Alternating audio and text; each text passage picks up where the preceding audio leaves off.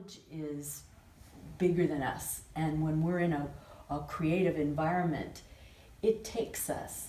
So how can we keep that energy alive while we're interacting just on day to day with our own physical body, telling us, indicating to us positively or what we think negatively?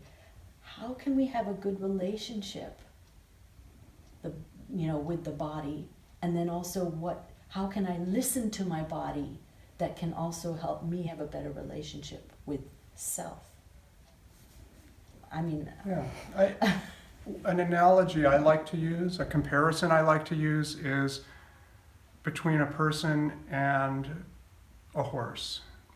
That if one is riding a horse over difficult terrain, the horse does most of the work, right? The horse knows how to step. The horse is far more sensitive than we as human beings are. The horse hears animals in the bushes and senses the terrain and does a lot.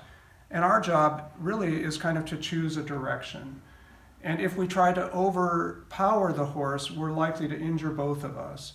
But if we remain in tune with it and feel how the horse is moving and when it's comfortable and when it's ready to move fast and when it feels like it needs to slow down and be more cautious, that's the way a skilled rider works. Not to command the horse, right, but to have a conversation or a relationship with the horse that's mutual, and they both have areas that they understand better.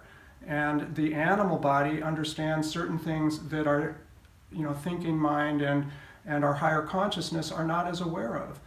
The animal body is more in tune with temperature and balance and emotional tone and body postures and facial expressions. The body is much better at reading that than we as thinking beings are. Mm-hmm. And so honoring that wisdom of the body and the intelligence of it, and not assuming that all of the intelligence resides in the human consciousness, but some of it resides in the more animal consciousness of the body. Mm-hmm. And that without that we'd hardly know what to eat, we wouldn't know when we were hungry, we'd have trouble walking. I mean, none of us could move our bodies, every muscle, consciously. It's only because the body knows how to run and jump Mm-hmm. and do all the things that we Mm-hmm. do that we're able to.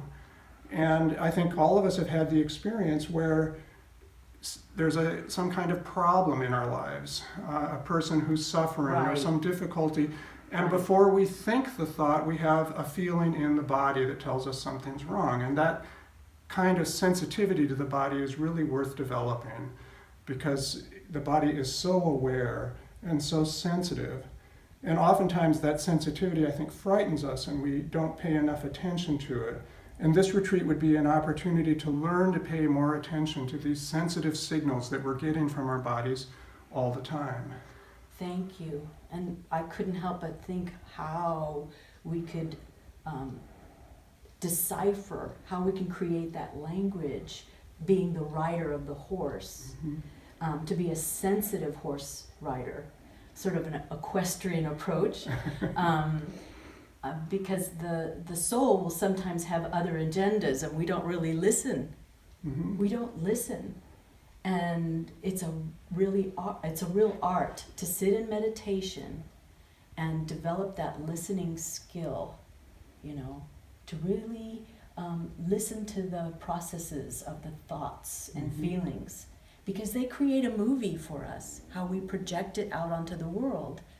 And if it's a loud movie, a drama going on at that moment, I'm not sensitive to what my body's Right. trying to tell me. Right. And I'll be saying, no, I want to go left. And the body's saying, you don't want to go left. Right. This path is going to be better.